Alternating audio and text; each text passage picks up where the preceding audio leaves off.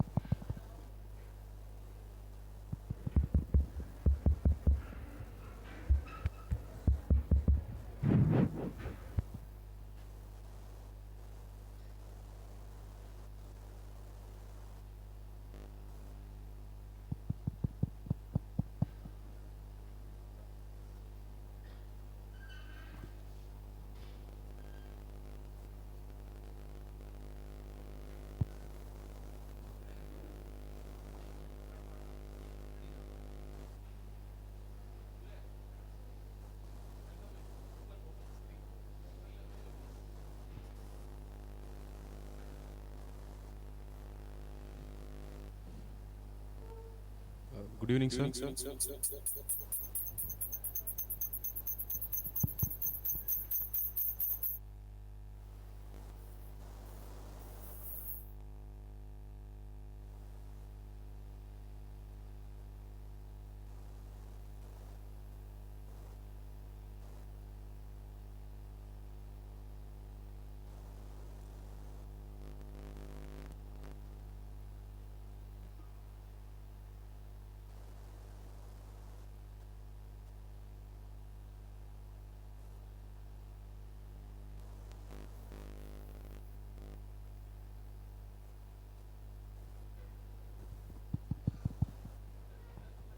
Good evening to one and all present. It is my privilege to welcome Dr. Prabhu Rajagopal, scientist, startup enthusiast, and a poet, who is our special speaker for today's Focus Assist program. I welcome Swami Maipalanji Maharaj, who is the program coordinator. I also welcome all my dear friends who have come to attend this program. Let us begin the program with invocation.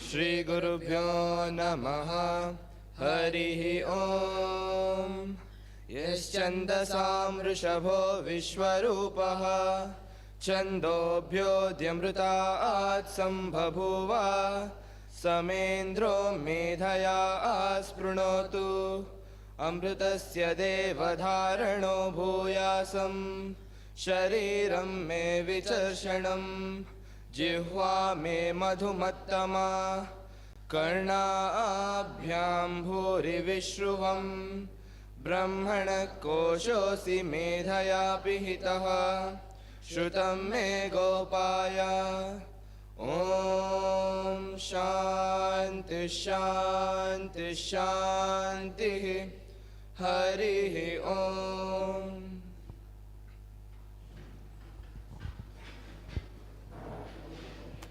I will now give a brief introduction about Dr. Rajagopal. Sir is a professor at IIT Madras. He has an expertise in remote non-destructive evaluation, NDE, and structural health monitoring, SHM, with a focus on waveguide, ultrasonics, and robotics, and management of large-scale inception datasets. Sir did his BTech and MTech in IIT Madras and went on to do his PhD and postdoctorate from Imperial College of London. Sir has over 25 funded projects, 130 technical articles, 25 filings, 4 granted IPs, and granted copyright trademark. Sir is a recipient of the prestigious Early Career Awards from academia and industry, IISc Bangalore and IIT Madras. He has also received India's top award for youngest scientist, the Swarna Jayanti Fellowship. His work have been featured widely in popular media. Now there will be a small video presentation about Dr. Rajagopal.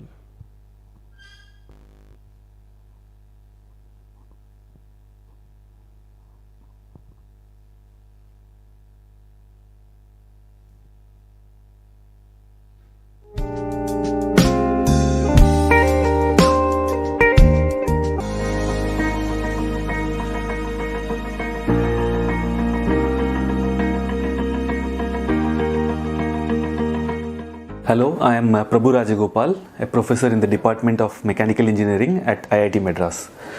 So it gives me a lot of joy and pride today in introducing this robot called HomoSep that we are now just about to launch. Most applications in imaging of electronic materials and devices and biological samples demand micrometer and nanometer resolutions. Metamaterials are those media whose properties come about because of the structure itself rather than the material, and today we are able to break down the resolution limit with the help of metamaterials, and so we aim to achieve a sub-micron resolution with ultrasonics, which has never been done before, using a combination of an acoustic microscope on one hand and a metamaterial lens.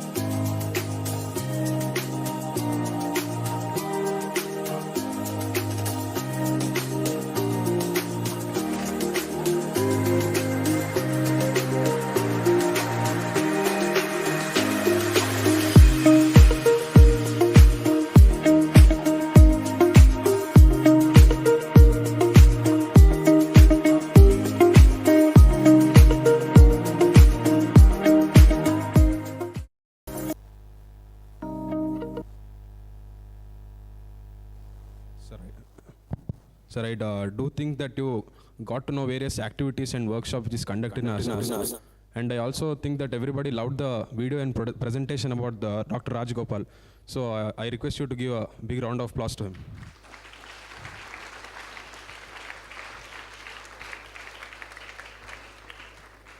Now I request Sir to address the gathering.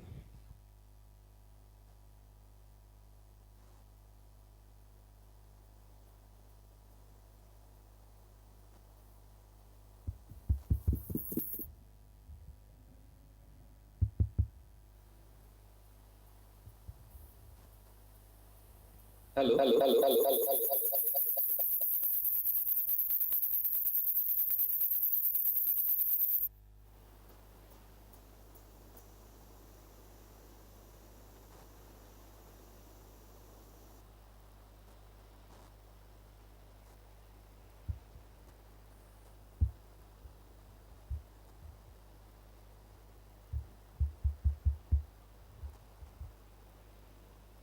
Professor, could you start? We'll just try to. There is a lot of echo. I don't know why. I think a couple of devices are connected. Maybe, if you can just have one device connected, that will solve the problem.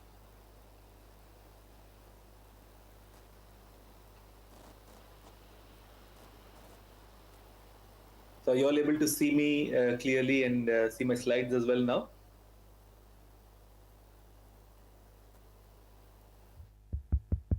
Yes, we can hear you correctly. Yes, thank you. Be among you. Thank you, Swami Mahipalananda, for inviting me to address your students. I see, I saw when the camera was panning around a number of young students in your audience. It is not a usual thing for us to address students in this age group, but it is actually a lot of joy and pleasure to do that, because this is the age in which they are going to form their ideas, decide what to do in their lives, and so on. So fantastic to see you all, my young friends. Are you all able to see me in my spaceship? I'm addressing you all from the space. Just jokes apart, that's just my screenshot background. So with that, I'll just get started with this topic of technology and society. So please feel free to interrupt me anytime that you feel that you're not able to understand something, or you want to ask a question. Although there may be a question answer session later. Give me one thing and I'm trying to find out. Okay, it's here. So, so to start with, I must pay my respects to the great sages of the Indian Renaissance, Sri Ramakrishna, Ma Sharada, Swamiji, and Sri Aurobindo, who have inspired me deeply, and whose words, vision, and inspiration has shaped my life. My views are also shaped by my gurus, who, Swami Ranganathananda, who was the former president of the Ramakrishna order, Swami Baneshananda, the former editor of Vedanta Kesari, who was also the Swami here in Chennai. When I was a student at IIT Madras, I used to be part of an organization which is still existing called the Vivekananda Study Circle. I was a volunteer and later a coordinator of this organization. Swami Baneshananda was our mentor for quite some time. Before him, Swami Brahmeshananda was the mentor. He was also the editor of Vedanta Kesari. But I formed a very close relationship with Swami Baneshananda, who I can, for practical purposes, consider to be my the Shiksha Guru. He is the one who instructed me on various aspects, including very practical aspects of life. It so happened that Swami Baneshananda was posted in Germany when I was a PhD student at Imperial College in London. And so I could interact with him very closely. I used to visit him almost every other month for many, many years. And through that, I could get instruction and inspiration and example even in small aspects of everyday life, including on how to cut vegetables without wasting, how to make sure that even small activities such as making your bed or keeping your clothes folded should be done with a spirit of reverence and with the spirit of yoga in mind. So, and then in the literature, Swami Ashokananda, very famous Swami of the Ramakrishna order, his writings were deeply inspirational to me. Swami Sarvapriyananda recently, through his lectures online, and more recently, Swami Lakshmidharananda, who also happens to be my senior at IIT Madras, and now today he is posted in Ramakrishna Mutt, Chennai, where he heads the publication division. We call him very fondly as Sri Kumar Maharaj. So all of these incredible personalities have had a very deep influence on me, and whatever little I try is to try and implement some of the ideas that they have given. So now a lot of my ideas at their foundation actually can be traced back to Swami Vivekananda. During my time at the Vivekananda Study Circle at IIT Madras, I had a chance to go through in lot of detail the literature of Swami Vivekananda, particularly his lectures from Colombo to Almora and the four yogas. And in the lectures from Colombo to Almora, although the most of the time the material and the topics are spiritual in nature, they outline what spirituality is, what religion is, and so on. But Swamiji has outlined a very practical vision for social action as well. In one particular lecture called My Plan of Campaign, for example, delivered at Chennai of all places, and I'm happy that I am in that city today, Swami Vivekananda laid out a very detailed plan for societal regeneration. My plan of action. As young people, I would welcome all of you to have a look at that lecture. It is so deep and so thought-provoking that even today, after I think more than 100, 150 years after his leaving us, it will still leave a very profound impact on all of you. So Swamiji's vision was actually founded on spirituality. He used to say that spread the land with spiritual ideas first before you spread political or other ideas. And with that spirituality as the core founding principle, then he laid a strong emphasis on physical culture, education, technological innovation, and organization. So some of you may know that when Swami Vivekananda was in America, he went to attend this World Parliament of Religions, but he also had a chance to peek into the Art Institute's fair that happened in Chicago in that year. And one of the things that he really marveled at was a device to purify water, right? So, and he wrote a letter back to his disciples at home that there are many innocent lives lost in our country because of waterborne diseases like cholera, and how can we purify water in a very simple manner. Swamiji's vision for spirituality was also intertwined with his notion of service, where service to the society is a foundational aspect of the way he has defined spirituality.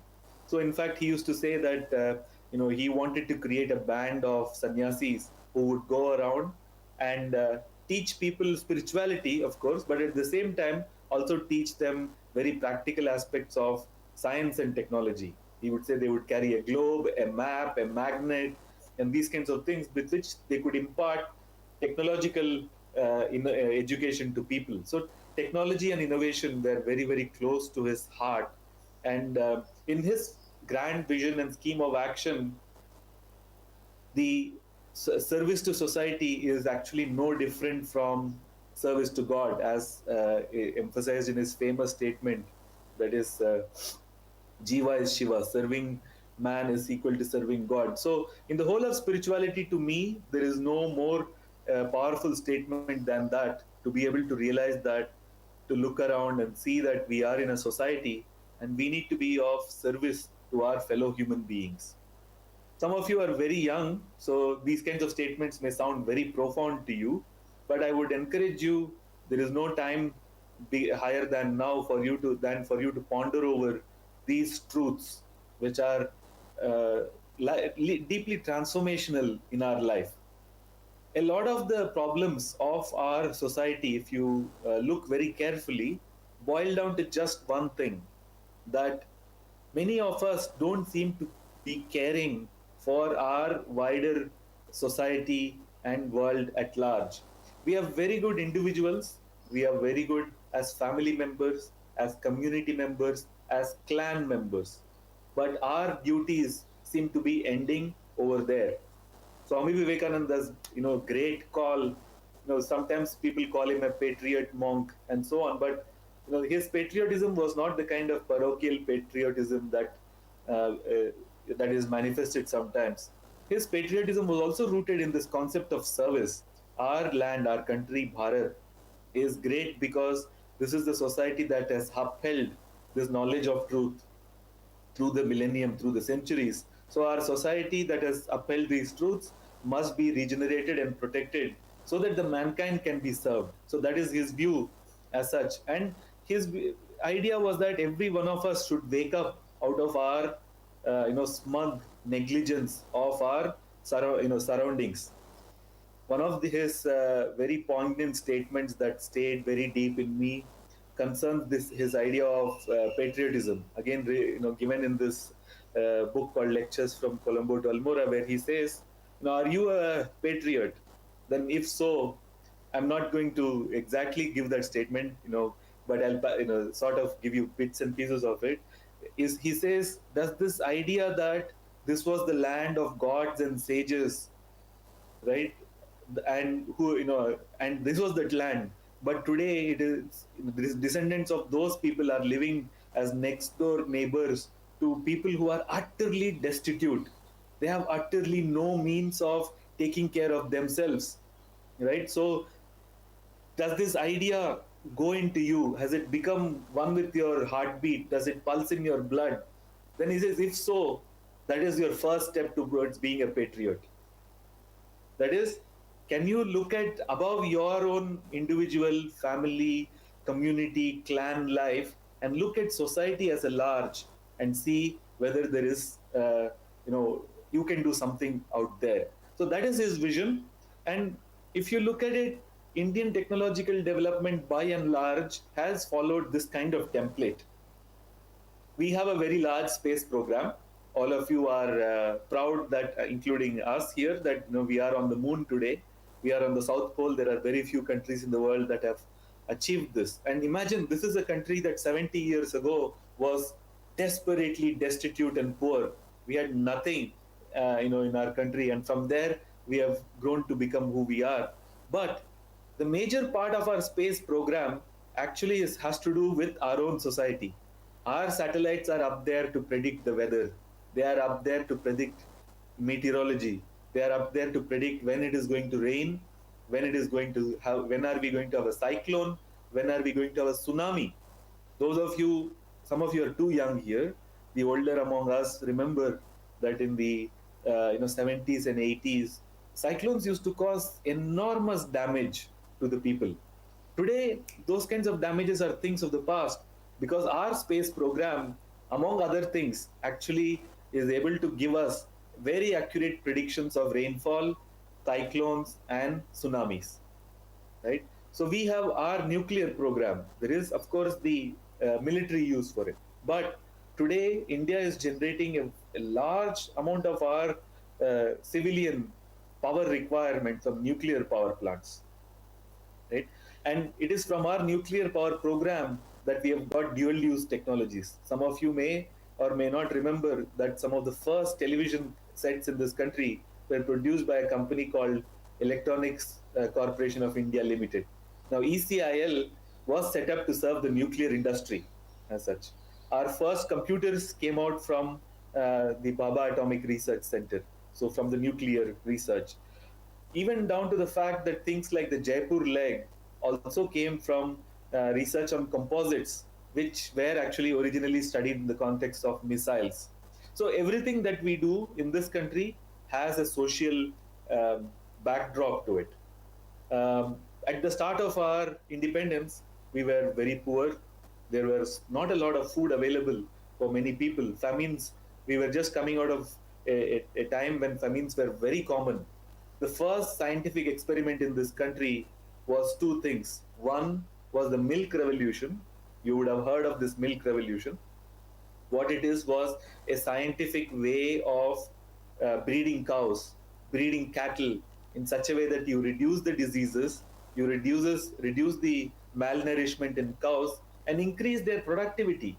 And by this, India became self-sufficient in milk production.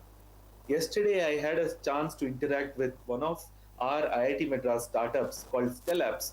This is a startup founded by one of our alumni, and this is a company that produces Internet of Things devices. That is, they have put collars with sensors and so on cows and on goats, and they monitor the health of cows and goats such that their productivity can be further enhanced. In this lecture, I learned that apparently India is actually in today's terms, world's number one producer of milk.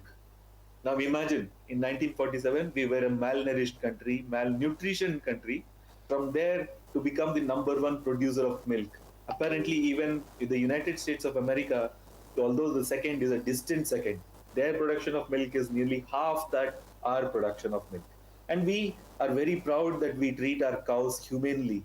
We take care of the elderly cows as well. We are not a brutal milk producing machinery that we have done. So this is a very proud fact for us.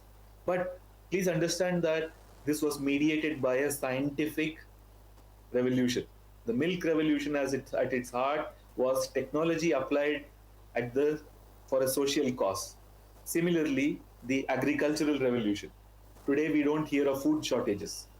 Although there is food shortage everywhere in the world today as we speak, but in India, by God's grace, we are very self-sufficient in food production. We seem to be having excess or enough to distribute among everyone. Although hunger is a challenge still in this country, but for the vast part, it is more of a distribution problem. Hunger exists not because we do not have food grains, but because we are not able to take it to the last mile as such. Now, how was this solved? Again, through application of science and technology. In the 60s and 70s and 80s, a lot of Indian scientists painstakingly researched and found out those varieties of rice, wheat, pulses, grains, and so on that are best suited to our climate and conditions. They did an extensive amount of research on fertilizers, reducing the pests, increasing crop yield, increasing productivity. This is what led to places like Punjab becoming the wheat bowl of the country, or east of the country becoming the rice bowl of the country. So these kinds of actions ultimately led us to come out of our hunger problems that were extensive at the start of our independence. Now, more recently, you all know that in the last 30 years we've made stupendous progress on all spheres in life. Today we are a space power, a nuclear power, an IT superpower. And I know this. I've been abroad. I know that Indian programming is widely respected all over the world. That is another example of science and technology being applied to everyday life. And in the 1950s and 60s, Baba Atomic Research Center, and together with the Tata Institute of Fundamental Research in Bombay, created India's first computer. And in the 1970s, the Hindustan Computer Limited, or HCL, pioneered our own homegrown computers. These are incredible stories of resilience and technology coming out and helping our society today. So, computers have revolutionized banking. They have revolutionized transportation. You guys are too young to imagine a time when we used to go to banks and queue up for an hour on payday, maybe 3 hours to get money out. Imagine how computerization and automation have completely flattened out these kinds of things. Now, even more recently, we have the world's most sophisticated personal identification system called Aadhaar.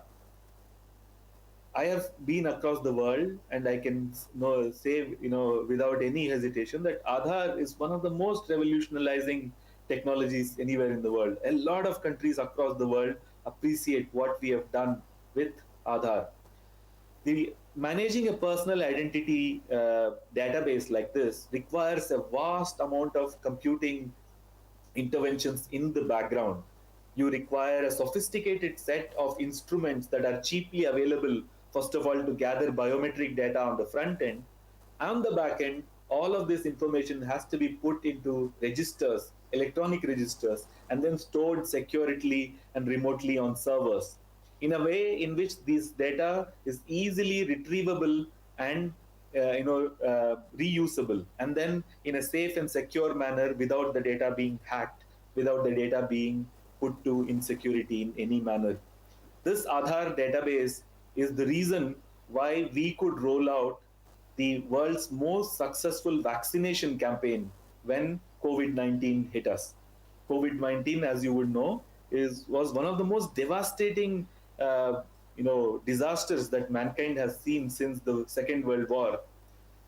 Millions of people were infected, and thousands and lakhs of people died all over the world. And when the pandemic started, there were many doomsday sayers who were saying, how is India going to manage a vast country, densely populated urban centers? How are we going to manage? One, we had a homegrown vaccine in Bharat Biotech. Of course, Serum Institute was also making the vaccines locally. But more than this, it was important to do that last mile delivery, which was managed by another homegrown software, the CoWIN portal. I'm very fortunate that it is created by a company that is founded by one of IIT Madras alumni. Mr. Ganapati Ramachandran is a good friend of our lab. So we know this software closely. So this CoWIN portal, and the CoWIN portal leverages Aadhaar. So the person's identity together with their vaccine status is connected. And so you have e-vaccine certificates. At a time when the world was wondering how can you do vaccine passports, we showed the way that you have to do this with the management of a secure identity management software. So these are all, my young friends, examples of technology in service of the society. I am of a very firm conviction that in the Indian civilizational context, certainly technology is seen as a handmaiden in the cause of social action. So with those words as the background, I am going to quickly cover and explain to you some salient aspects of my own work where you can see some of this in action. As your friend introduced at the start of the session, my interest is in the remote inspection of structures. So if don't mind if some of this jargon is too out of your league, don't worry. Essentially, as a scientist, it's one of my jobs to make things sound very complicated. Otherwise, you will not believe that I'm a professor, isn't it? If I don't use a few German words, if I don't use a few Sanskrit words, you will not believe me I'm a professor, right?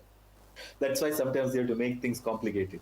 But to put simply, I'm interested in inspecting and keeping safe structures that are very difficult to handle otherwise. So for example, inside a furnace where the temperature can be 1500 degrees centigrade, deep inside the ocean where you have very high currents, deep underwater where you will have access becomes very difficult, or under very high pressure, as you can see in a refinery, for example. Or if all of these are not there, just the structure itself is very complicated, like the wind box of from a fighter aircraft as shown in this figure. So to do these things, I developed a couple of technologies. One uses sound and another uses robotics. So ultimately, though, all my work is in trying to develop these sound-based sensors, and robots are a way for me to carry these sensors to remote locations. So your friend mentioned the Swarna Jayanti Fellowship as an honor that I have received. I'm very grateful for that, and I want to present that to all of you as an example. So this fellowship is India's prestigious national fellowship. It is given to young scientists less than the age of 40, and I received it in the year I turned 40, and it was given to study sound at the fundamental scale or at the quantum scale. So you know that at the scale of very small things, particles becomes very weird. If you know the velocity of an electron, you cannot predict where it is. If you know where it is, you don't know how fast it is moving. This is the quantum world. So today we have a quantum understanding of light through photonics. We have quantum understanding of charge through electronics. My dream is to have a quantum understanding of sound through phononics. And what will that give? That will give us an ability to harness waste heat and waste sound that lie all around. So are you amazed that I'm talking about heat and sound in the same breath? In our Upanishads, it is always, usually these things are together. Om iti ekamidam sarvam. They say the origin of the universe, there was the sound, the cosmic sound, Om. Right? And then in the Genesis, in the Bible, they say, at first God said, let there be light, and there was light. So light and sound seem to be very different things as such. So heat and sound seem to be very different things, but in the depth, when you study, you will find that actually heat is a form of sound. It is a form of elastic or a material disturbance, but incoherent. So if we study sound at the scale, at the quantum scale, it will give us ways of harnessing it to achieve unthinkable, ways of computing. So tomorrow, just dreaming like this, please don't think that these things are very anywhere close to reality. Someday, you may be cooking in the kitchen and you may use that heat to power a computer. That's the kind of advancement that we want to do. So to do this, I was given this fellowship, but that's some fundamental work I do. But on the other end of my work is very practical application.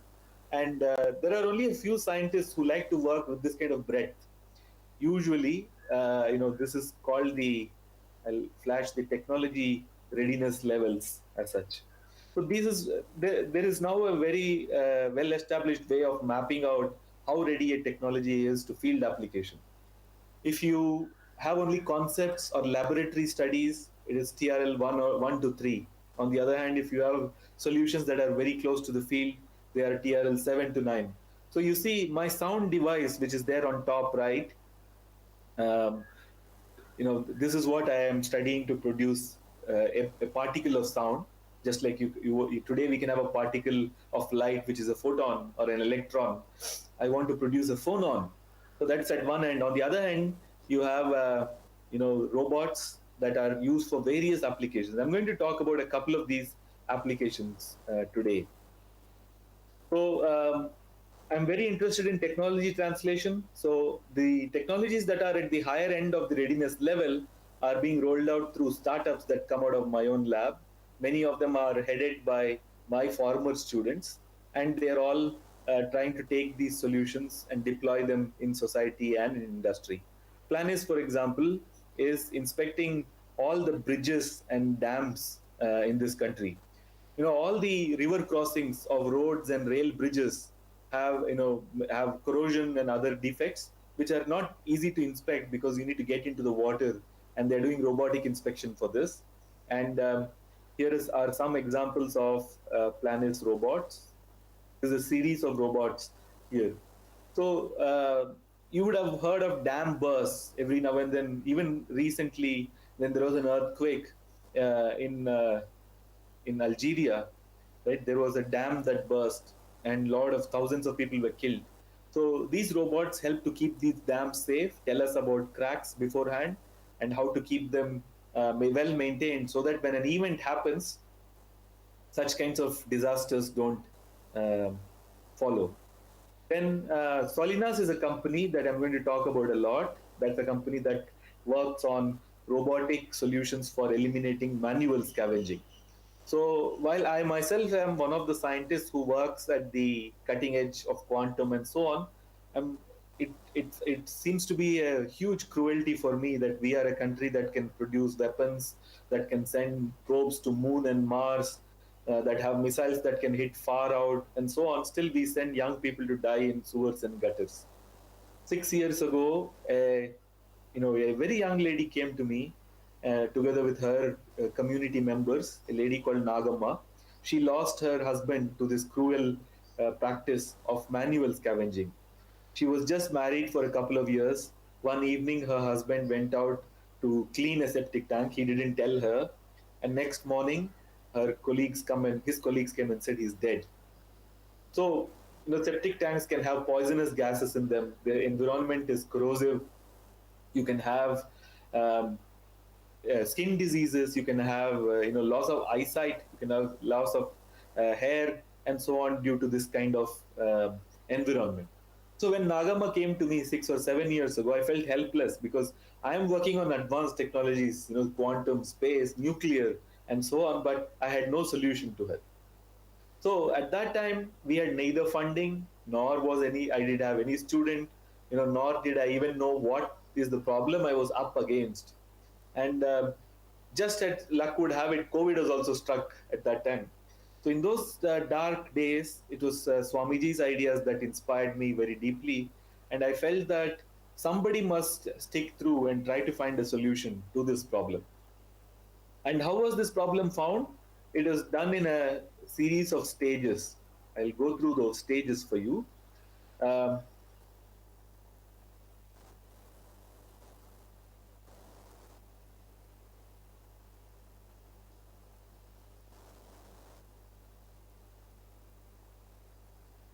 So this is the very first version of a robot that was built. So 6 or 7 years ago, when we started working on a robot for inspection of sewer lines, it soon turned out I understood that my regular work cannot be applied here, because in sewer lines you can have tree root penetration, you can have chocolate wrappers, you can have sanitary pads, you can have all sorts of contaminations, and your rotary blades that were powering my robots in Planes, for example, would not work here. So we developed a fish-inspired robot called the Sepoy. The Sepoy had a little cutter that could homogenize contents in a tank. When we showed that to Nagama and her friends, they said, "Sir, this is a nice toy. Thank you for it, but this is not going to help us." That's when we started working on a robot that would be entirely doing just homogenization of tank contents. This was not my everyday work. It was not my bread and butter, but I said we should do this, because if not us, who else? And the result was what you see on this slide, the first version of a robot that we now call as HomoSep, or homogenization of septic tanks. So it has a motorized arm, and then there are 3 blades that can be attached to the arm in a modular fashion. So any technology to cross to the field, you need it to cross what is called the valley of death. So at a place when the technology is developed, but it should be attractive enough so that it gets interest of industry, society, and so on. So this solution had crossed the valley of death. So the industry bodies came together. They were very appreciative of this effort. So a number of industries supported us to develop this further. So Gale, CSR, Capgemini first, that helps us to make a field ready product. At the end of that, we had this version of the robot, which was now a tractor mounted and a portable robot. But this was still not sufficient, right? Because we could still not take this machine to small alleyways and so on. And we were supported by a further set of NGO partners, NSE Foundation, L&T Technology Foundation, Wells Fargo, and so on. And now a range of governments support us, government agencies, municipalities, and so on support us. This is the latest version of this robot that was also showed to you during the introduction. So it is a light motored vehicle mounted version with the core technology comes from my work in oil and gas. Now, how do we homogenize sludges and so on? That is, taken on a motorized vehicle with a portable tank and a unit to suck out the sludge. What is the beauty is that this is made at a price point that is very affordable to the Safai workers. And there is also advanced technologies here, things like cameras by which they can see the homogenization process at work. So the video that was showed in the beginning said 2 locations. Today, I'm very proud to say that this technology has been deployed in about 25 locations across the country. We are working with NGOs in at least 6 states, the Safai Karamchari Andolan all over the country and Tamil Nadu in particular, Jan Vikas Trust in Gujarat, Samarth and Forest in Chhattisgarh and Bihar. So these are all the various agencies and organizations that we are working together with, in addition to government and para-government partners. So I will stop with this. There is I'll summarize, what I've been saying is that technology is actually a way of helping society. Technology finds a lot of use in society, and particularly in the Indian context, we have always thought of technology in terms of its practical usefulness, or the various kinds of revolutions in the country, whether it is the milk revolution or the green revolution or the IT revolution or today the space revolution, would not be possible without scientists applying their knowledge for the benefit of society. As young people, I would urge all of you, with those of you who are with a scientific bent of mind, to adopt technology and always be ambassadors, so that you can take up some problems of society and try to address them using technology. I'll close with certain thoughts to say that, of course, I am not deluding myself or you by saying that all problems can be solved through technology. Technology alone cannot solve all the problems of society. For example, as I said, today we are a country with food surplus. Still, why are we having people dying of hunger? Today we are a country with vaccine surplus. Why are people still dying of diseases that can be cured? That is because there is also an aspect of governance. There is also an aspect of leadership, administration that is involved. The most recent startup and the work that I am involved with is bridging the last mile in the electronic medical record segment. So taking vaccines, doctors and hospitals to the remote locations means that we must bridge some of this gap, and we are trying to build a mobile app, a computer-based app, which is powered by blockchain on the back end, so that we can uniquely trace medical records across geographies, across hospitals, across regions, so that then ultimately government schemes can be taken to people. But having said that, as I said, there is also an aspect of leadership, willpower, collective social responsibility to wake up and solve our own problems. As young people, what I would urge you is that those of you who are not technology minded, please become leadership minded. And anyway, either type of people should wake up from their individual, familial, social, clan mentality to a mentality of looking this whole country and society as your family. This is what Swamiji and Sri Aurobindo emphasized at many places, that treat your country as a living deity, as a mother. And that means that country is not just a piece of land. It is very easy to say that I'm going to die for the country. Of course, it is not an easy thing to sacrifice your life, not devaluing that. But Swami Vivekananda has said it is more difficult to live for the country. Okay, so the patriotism that he espoused means that we must try and work towards living as part of a wider society and waking up to these problems, adopting some of these problems, and trying to use technology, leadership, and just pure willpower to solve these problems on a practical level. With those words, I'll stop here. Thank you so much, and I'll be happy to take your questions.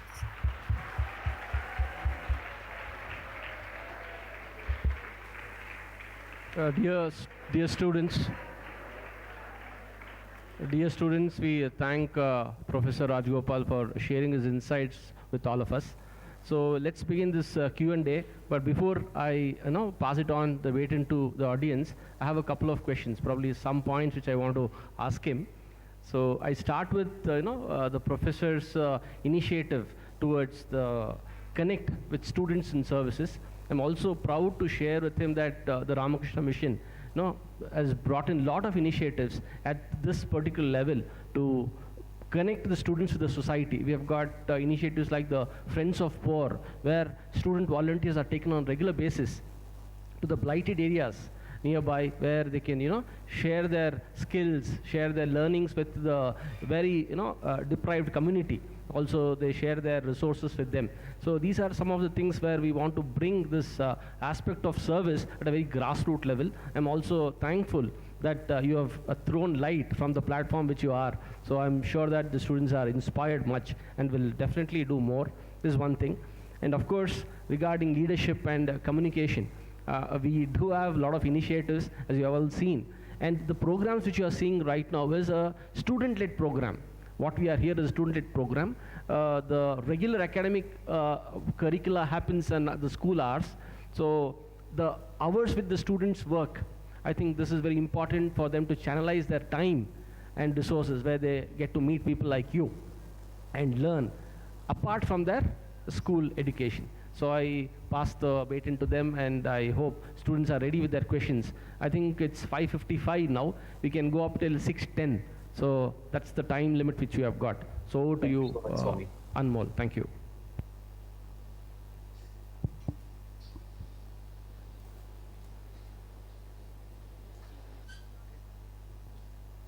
Good evening, sir. My name is Sankalp, and I'm studying in 9th standard. Hi, Sankalp. Hello, sir. So, can you please, share your, memorable or significant events that, paved your path in IIT Madras with aspiring students? And I would also like to ask you, of how did you get your answers to what next? So when you mean my path at IIT Madras, do you mean my time as a professor or as a student? Well, student, yeah. Okay, so it's a tough question to answer because there are so many moments, but I would definitely say one of the couple of key moments for me where this was, bear in mind, this was 98 to 2003. This was a time before the widespread usage of internet, and before actually the dissemination of knowledge in a free manner as it happens today. So some of these moments are like this. The very first time I encountered Swami Vivekananda's works was truly deeply inspiring to me, especially reading the book Lectures from Colombo to Almora. Opened my eyes to the fact that there is so much that needs to be done in this country and society, and also trying to open up a different dimension of what it is to be a patriot, which in Swamiji's definition is being open to others' sufferings, being open to your fellow society and human beings. My time at Vivekananda Study Circle was very memorable. There was a time when we used to go out into the slums around IIT and used to teach children. And I encountered poverty firsthand, face to face. I must say, I didn't belong to a very rich family, but definitely an upper middle class family where we did not see want growing up. But here I was seeing people in huts, they no hope for the future. So those were very key moments that shaped my life. One of the important events that happened in those years was 9/11, which is 11th of September 2001. And there were these terrorist attacks in the US. And it so happened that that evening we conducted our Vivekananda Study Circle's inaugural function as well. And we were just reading out Swami Vivekananda's famous speech at the Chicago World Parliament of Religions. Actually, before 9/11 became famous for the world, it was already famous for us as devotees of Swamiji, because that's one of the days in which he gave the opening speech at the Chicago World Parliament of Religions. And in that, towards the end, he says, there will be a time when, despite resistance, on every community and religion will have to accept the fact that we need to give up fanaticism. Right? So these were some of the key moments that shaped me. And finally, of course, at the time when I did my final project, that helped me to appreciate how to practically make use of technology. During the course of this project, I had gone to London, Imperial College as an intern, and firsthand I could see where the world was going. In those days, air travel or international travel was not very common. That was my very first flight travel. That was my very first travel anywhere outside the country. And when I was in London, I could see that the world is marching on. And, I could see what caring for your society, creating a society where the government takes care of the last, citizen also, make sure that you have a very good life for everybody. Britain was a welfare society and a very well organized society. and how universities were organized and so on, deeply influenced and impressed me. And those were the moments that shaped me, I would say.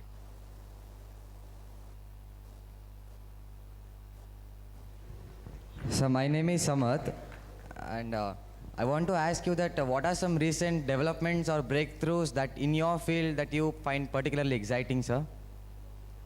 Thank you. Thanks for asking that question. I'll answer not just for my field, but perhaps some other fields as well. Definitely, the what we call as the second quantum wave is going to be one of the most powerful, technological trends in the coming decade and more. So all of you know that now quantum computers are becoming more and more widespread. What was the computing revolution back in the 80s and 70s is now being unleashed by a new wave of computers called the quantum machine. So these machines run in a very different manner. They are not your classical way of if X happens, so Y should happen, ratiocination. No, these happen by superposition, because an electron can exist at all places and in all times at the same time until and unless a measurement is made. So your measurements are done using a probabilistic manner. They make use of what is known as quantum entanglement, or spooky action at a distance. It's one of the spookiest physical phenomena ever studied by human beings. That is, two fundamental particles that were co-created continue to be connected even if you take them far apart. Einstein had proposed this as a paradox to disprove quantum theory, but today it remains one of the most fascinating phenomena. That is, if you take two photons that are entangled, take them across the ends of a city also, if you do something little to one photon, something will change in the other photon instantaneously. So the quantum computers make use of these kinds of phenomena, and indeed they will put many things out of business. So your machine learning, your AI, your general computing, problem solving, inversion, all of these are going to go for a revolutionary transformation with the help of quantum computing. I myself am a little participant in this through studying sound at the quantum scale, but that I think is the very big trend. The other trend I would say is an era of space travel. So space is still not accessible to us. Even going to Mars today takes, with the best of technology, 45 days one way. Actually, about 3 months one way, I think. But within your lifetime, for sure, travel to Moon and Mars is going to become more accessible. Right? That I see as the second very big trend. And third, of course, is this whole thing about AI. AI today is classically powered. The moment it is quantum powered, I think that's when the true singularity moment comes, when you can have conscious machines. I'm maybe scaring you all, but that's an era that's not far away. So these are the trends I see that are revolutionizing all fields, not just mine. Thank you. Next question, please. Good evening, sir. I'm Prachit. Which class? Please introduce your class. From 8th A. I wanted to ask you if there are any community or outreach programs that students can get involved in. Where? At your place or? Your place. So we have a program called IIT for All, where we welcome school students to come and have a look at what we do. You should consult our website where these events are advertised, and you can participate in our programs. I hope that answers your question. We also have another couple of programs called technology centers, integrated technology centers, by which we take technological solutions to villages. We also, but these are programs, I don't know if they are countrywide or just Tamil Nadu wide. We also have another program where we are taking electronics education, electronics kits to school students, but I'm not sure if these are open to countrywide. I can check for you. So some PUC students will ask a question, please. Namaste, sir. My name is Preetham. So my question is, how the IIT Madras helps the students in your field for the innovation and the development of the ideas they have, and what are the resources that the IIT Madras provide for the students? Thank you. Fantastic question, something that's very close to my heart. I am also the faculty in charge of innovation and entrepreneurship at IIT Madras. and in this role, I head two very student centric organizations. One is called the Center for Innovation, and other is called Nirman. So at the center of this picture, the slide that you see is what we have, the Center for Innovation. It is IIT Madras's first architect designed building, our newest and coolest building. It is funded entirely by one of our alumnus called Mr. V. Shankar. And this is a maker space. Here in this space, students come, they form their own teams, they ideate, they develop their own problems to solve. Over a period of 1 year, we give them funding, we give them all kind of support by which they can give form to these ideas. So the motto is walk in with an idea, walk out with a product. So we have 20 different teams dedicated to themes such as mathematics, physics, astronomy, bioinformatics, cyber security, algorithms, 3D printing, product design, and so on, where students are working on different problems of interest for them. Many of these are quite autonomous. Professors, including me, are just there to help them and declog any difficulties that they face, but they are doing these things on their own. We also have 6 very successful competition teams that are competitive internationally. We have one team working on hyperloop transportation, one team working on formula racing using electric vehicles, one team working on autonomous carts, one team working on developing rovers that can go in Mars, one on sounding rockets, one on solar powered racing.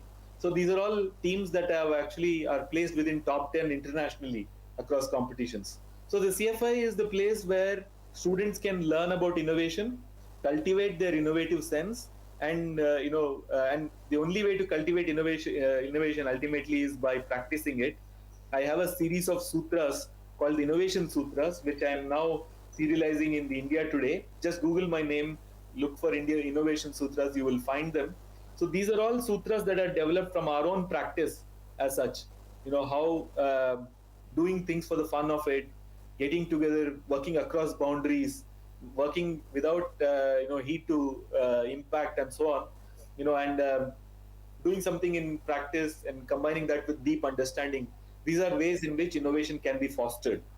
Now, we also have a support organization called Nirman, of which I am also the faculty advisor, which is a pre-incubator. So if students, once they have developed their ideas into products, if we find that they are good, there could be some commercial value to it, we also support them through funding so that they can make them into successful startups and products. I hope that answers your question. So we'll take one more question, last question, Ishan of PUC. Good evening, sir. My name is Ishan and I'm from first PUC. In many situations, science and spirituality don't exactly go hand in hand. For example, if you take the Ganges river system, according to Hindu spiritual beliefs, people believe that you have to immerse the ashes of your loved ones in order for them to attain moksha, whereas science would advise them to do against it. What are your views on fact versus faith? Yeah, so I would disagree with you. I would say that perhaps science and superstition don't go together, but spirituality is far from superstition, as shown by Sri Ramakrishna in his own life, and your own Swami here can answer better than me. But the fundamental tenet of Indian spirituality, of which Swami Vivekananda and Sri Ramakrishna are representatives, is that, and this is not just today, all the way from the time of the Buddha, it is said that if you cannot verify something, don't believe in it. That is exactly the spirit of science as well. If you cannot verify something in your experiential understanding, we don't believe in it. Of course, there is a series of abstractions from there. You can have testimony which comes from your own experience, or from another person's respected person's experience, or from deduction and ratiocination based on those experiences, or from synthesis based on analysis and reasoning. That's a different thing. But fundamentally, all scientific theories have to be based on experiments. Similarly, in Indian spirituality, in Hindu spirituality, all things come based on experience as such. Although scriptures and other books record these experiences, we are not supposed to believe in them blindly, but rather put them into practice in our own lives. So there are some practical difficulties and challenges because of accrued belief systems. Not all of those constitute spirituality. I would like you to investigate this subject for yourself in much more depth, so that you'll come to the same conclusion that I have.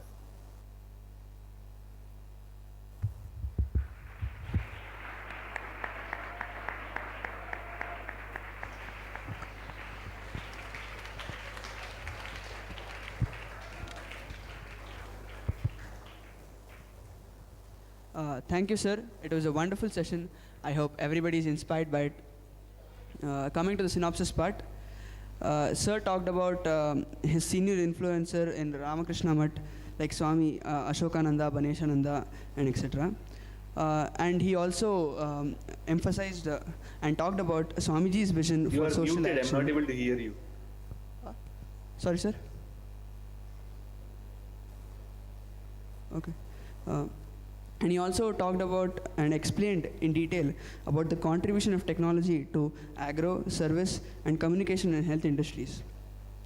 And also talked about research and scientific attitude is the foundation of the nation's growth. And I really liked the last point where he mentioned that science and spirituality are connected, but not superstitions. Sir, and I really thank you once again for giving your precious time and staying with us for the session. Like how you were a part of Innovation and Entrepreneurship Society back in IIT Madras. We also have student-centered activities like IESL, etc., which like help us to grow in that field. And like how you had mentors like Swamiji's, for example, Baneshananda. We also have Swamiji's here guiding us and recommending changes or like helping us to grow in everyday life. And so we do have a lot of common factors with you, and we do feel a lot more connected. Fantastic. I look forward to seeing a great number of Abdul Kalams and Babas from all of you. I want to see a great number of Somnaths from all of you, coming from out of you, each of you. I want to see many Swaminathans coming out of you. MS Swaminathan, the agriculture pioneer. I want to see many Varghese Kurians coming out of you, the pioneer of milk revolution. Thank you, sir, and I thank Swami Mahipalananda Swamiji for organizing the program, and I thank the Media Lab volunteers, the Computer Lab volunteers, and the Manual Work volunteers for helping us for the smooth process of the program. And lastly, I would thank all my fellow friends for staying with us throughout the program, and thank you everybody, and thank you, sir, once again for addressing us. Thank you. Namaste. Have a good evening, all of you. Thank you, Swami. We will be in touch after this. Thank you. Now let us conclude the program with Shanti Mantra.